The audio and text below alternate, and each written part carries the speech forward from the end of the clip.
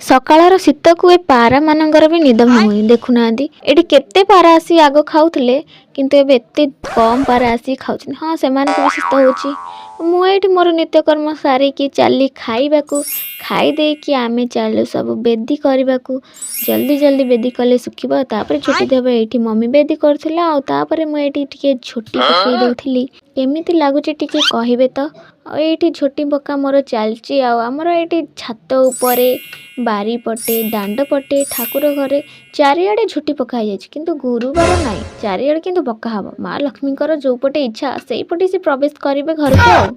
आज प्रथमाष्टमी और काली गुरुवार तो आमर अष्टमी नथिला आज अष्टमी बोली किछि लोग कहउतले खड़ी रे झुटी देबानी तो आपण आड़े कोउथरे झुटी देइचंदी आज टिके कमेंट रे कहबे खड़ी रे ना मुरुजरे। और राति रे एठी हमर हेतला चकुली तरकारी तो मु खाई के चली सोइबा को आज पई एतिकी रहउची टाटा बाय बाय देखा बाओ एक वीडियो रे।